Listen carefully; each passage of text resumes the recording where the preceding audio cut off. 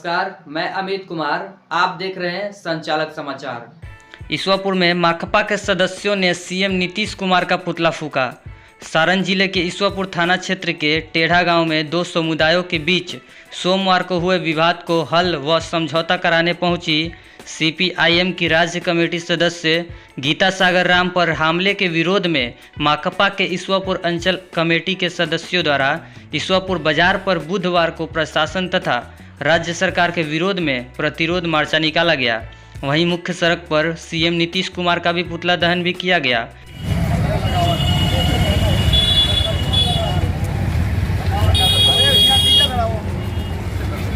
टेढ़ा में दलितों को पर्चा देना होगा, टेढ़ा में दलितों को बास्केट पर्चा देना होगा, टेढ़ा में दलितों को बास्केट पर्चा देना होगा। 4 गिरफ्तार दलितों को रिहा करो, 4 दलित गिरफ्तार दलितों को रिहा करो। भारतीय कम्युनिस्ट पार्टी जिंदाबाद, भारतीय कम्युनिस्ट पार्टी मार्क्सवादी जिंदाबाद। पुलिस गुंडा द्वारा हम पर हमला हुआ उसको गिरफ्तार करो।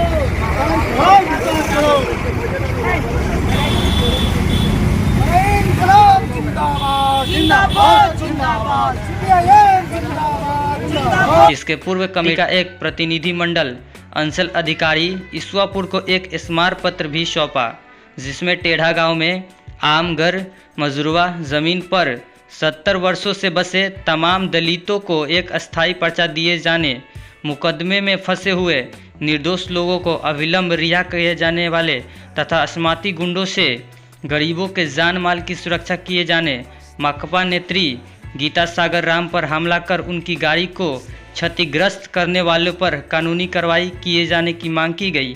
प्रतिनिधिमंडल में अंचल कमेटी सचिव देवानंद प्रसाद, राज्य कमेटी सदस्य गीता सागर राम, सुधीर राम, नूरहंसन अंसारी, जगलाल राम, परशुराम महतो मुख्य रूप से थे।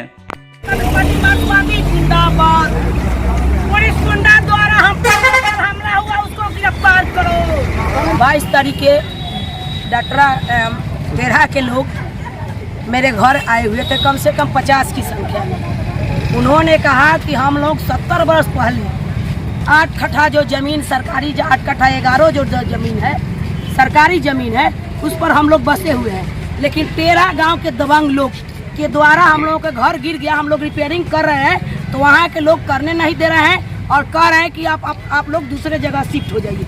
हम जो वहाँ देखने गए तो 6 कट्ठा में दलित बसा हुआ है और 2 कट्ठा जमीन जो वहाँ के सामंत लोग हैं, वह 2 कट्ठा जमीन वहाँ सफेदा के पेड़ लगाकर, जो सफेदा के पेड़ बड़ी हो चुकी है और उसको कटेवा तार से घेरा हुआ है, उसके लिए वो कोई दलितों कहीं भी वो नहीं कर रहा है कि इस जमीन को छोड़कर और दूसरी जगह काम करे।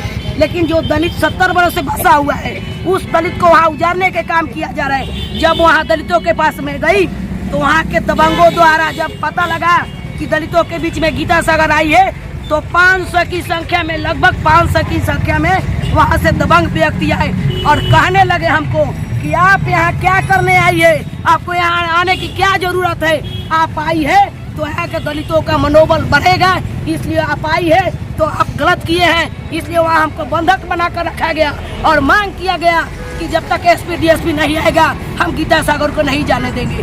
मैं खुद एसपी के पास फोन किए और डीएसपी के पास फोन किए और एसपी के साथ जब बात किया गया, हमारे नेता बात किए, तो जानते हैं एसपी साहब क्या कहे कि वहाँ दलितों और दलित के बीच में झगड़ा हुआ है, जबकि ऐसा कहीं नहीं है।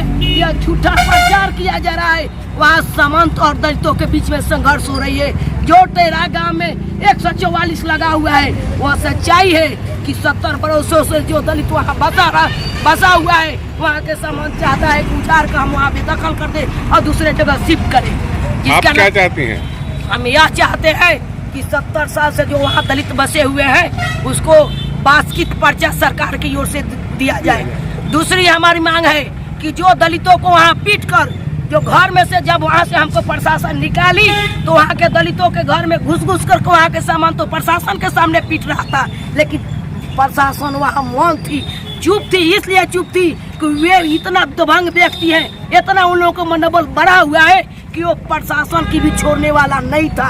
वो चाहे जो भी प्रशासन हो गया, सबको ईटा पत्थर से मारा गया और प्रशासन चुप्पी साधा हुआ है और टारगेट केवल दलितों के बनाया जा रहा है।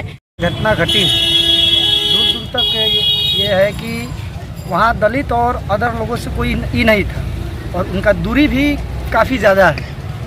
इस घटना में जो निर्दोष लोग हैं, जैसे असैया के जो वीर आदित्य नाम का जो लड़का है, वो भी शांति कायम करने के लिए और शांति बर्ता करने के लिए आया था। उस पर भी हमला हुआ, पत्थर के साथ पत्थर चला, ईटा पत्थर चला और उसको भी मारा गया और पिटाया भी, और उसके साथ उसको पुलिस जो है अरेस्ट करके थाना जेल में भेज दिया। इसलिए हम सरकार से मांग करते हैं कि उसको बाइज्जत बरी की जाए, रिहा की जाए, नहीं तो हमारी पार्टी सड़क से लेकर सदन तक आवाज़ उठाएगी और डिस्ट्रिक्ट कलेक्टर को हम लोग घेरने का काम करेंगे। इसी सब शब्दों के साथ अपनी बात करेंगे। गिरफ्तारी और अभियुक्त तो दोनों पार्टी से बनाए गए हैं नामजद। जी, हमने सीओ को जैसे अभी ज्ञापन दिया, हम लोगों ने हमारे पार्टी की ओर से सीओ को ज्ञापन दिया, उसमें हमने स्पष्ट लिखा है उसको जांच किया जाए कि आखिर दोषी कौन है।